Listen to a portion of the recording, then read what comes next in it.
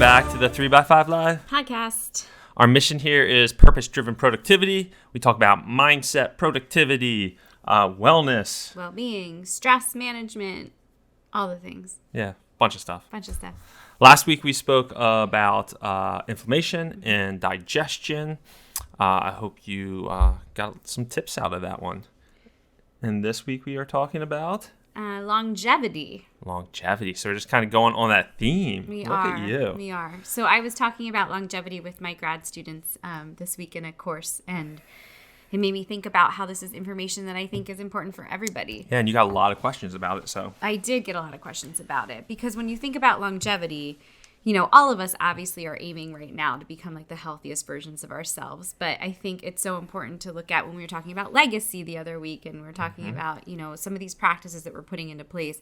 What longevity essentially is daily habits that you're putting into your routine that are going to help you live the healthiest that you can for years and years and years to come. Yeah. So the longevity research that I use in my graduate class and somebody that I followed, actually, I think the first podcast I ever listened to was Dan Buettner.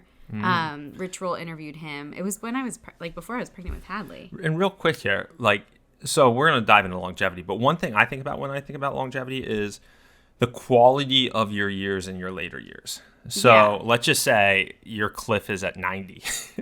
How is that last 5-10 years of your life? Are you living a vibrant life then? Or are you, in a nursing home and yada, yada? I mean, it's really trying to create those years to be quality years later in life. Right. And so that's the Dan Buettner, what I was talking about. He is responsible for this research. I think he was like a photographer, writer for National Geographic. I think so, yep. And he was on assignment for National Geographic to go around the world. And what he did was he studied these pockets in the world that had the most concentrated number of centenarians, which is any people who are living above 100 years old are centenarians. Yep. And what he found was that these people weren't just living, right? Like the kind of like that Bryan was explaining, where they're sick and they're in the nursing homes and they're not feeling well. Like, these were people who were over 100 but were thriving and healthy.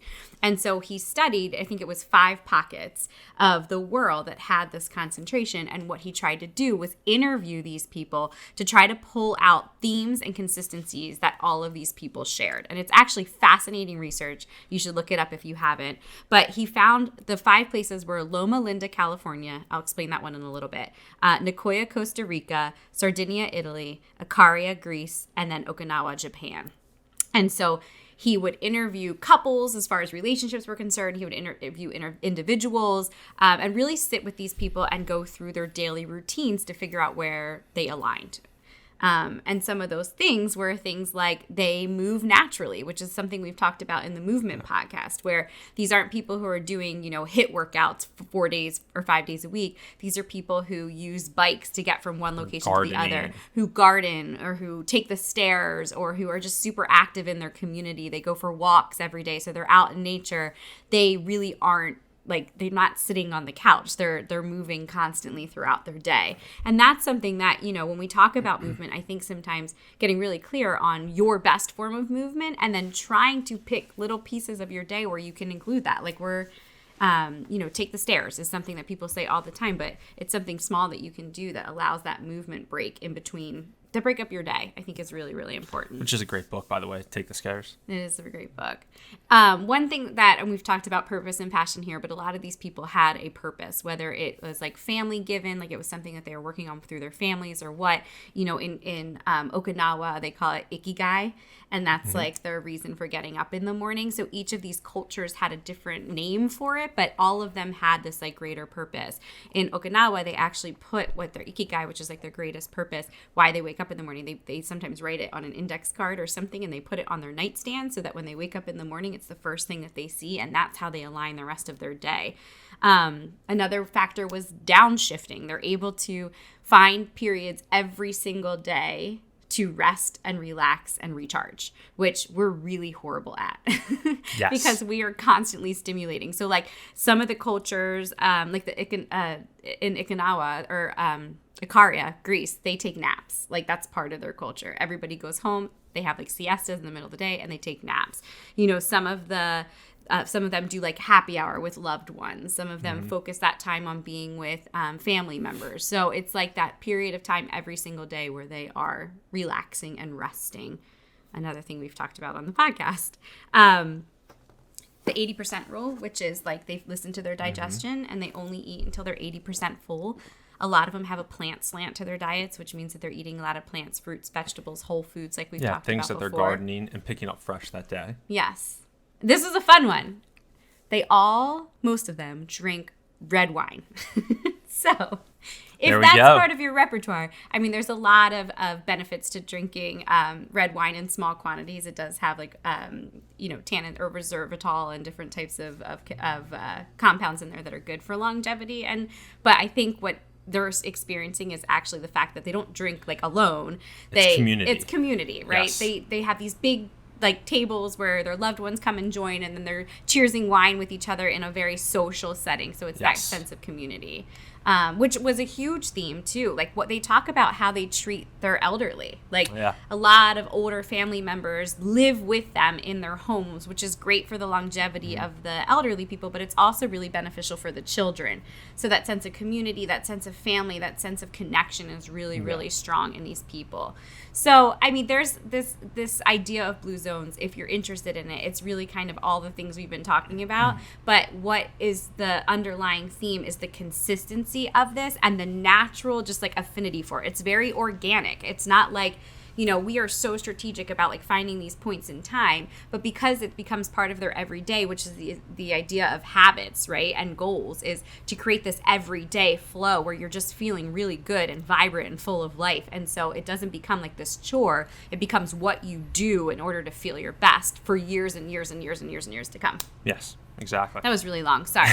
And another little information source for longevity is Valter Longo, Dr. Valter Longo, and he studies longevity somewhere in California. I forget where exactly, but he's the leading researcher on actual longevity, and he has something that's called the fasting mimicking diet, and it's basically a week-long fast that you do, but you're consuming anywhere from 600 to 800 calories a day. And I did this probably about a year and a half, 2 years ago. I did it for a week. Again, Bryan experimenting with himself. They give you like a box, right? Like with the food and the program and And so, but your body is looking at the 600 to 800 calories as almost like water. So they did a ton of research on what you're eating so that I guess it just mimics the fast, but you're not actually doing a whole water fast for a week. And how he describes it as, which I thought painted a perfect picture, at least in my simple mind, is, a train going down the tracks. So when you are in a fasted state or you're starting to fast, and let's say you run out of coal on this train, well, what are you going to do? You're going to go around and find a broken chair and burn that. You're going to find a broken handrail and burn that. Whatever's easiest and broken and easily accessible, that's what you're going to start burning. And that's what happens in your body when you're fasting is basically it's looking for the weak cells and it's eating those, it's consuming those and getting rid of those and flushing them out of your system to allow the strong cells to thrive. So it's just something to think about because fasting is a very popular topic nowadays. People do a ton of intermittent fasting, or once a month they do a weekend fast, or then once a quarter they do a longer fast. So that really just kind of painted a good picture in my mind of what's happening during the fasting process. So if you're interested in his perspective, Valter Longo, I think it's called The Longevity Diet is the book that he released. So just some more information on that. Yeah, the blue zones too, if you go to their website, I actually have my graduate students do this as an assignment, but there's a couple tests on there, like quizzes that you can take. One of them is like your longevity. They give you like a percent, I don't know, like some type of like guide to how, like with your current lifestyle, what your longevity might look like. And then it gives you really like applicable tips on like how you could increase that by changing something with your diet or maybe with your movement or whatever that is. So is it a perfect quiz? I don't think so, but at least it gives you some self-awareness and a little snapshot into like what you currently are doing and what are some ideas and practices that you might be able to put into your daily routine. So I will link that in the show notes so you guys can take that if you want to. I always think that self-awareness is so important because it helps us get to that self-actualization process. Yep. Point. point. So, hope you enjoyed. If you haven't subscribed to the podcast, please do. Write us a review, share with a friend. If you're watching on YouTube, please subscribe, like. If you haven't checked out the 3x5 Life product, it's at 3x5life.com. And have a fantastic week. See ya. Take care. Hello world, wake me up to another good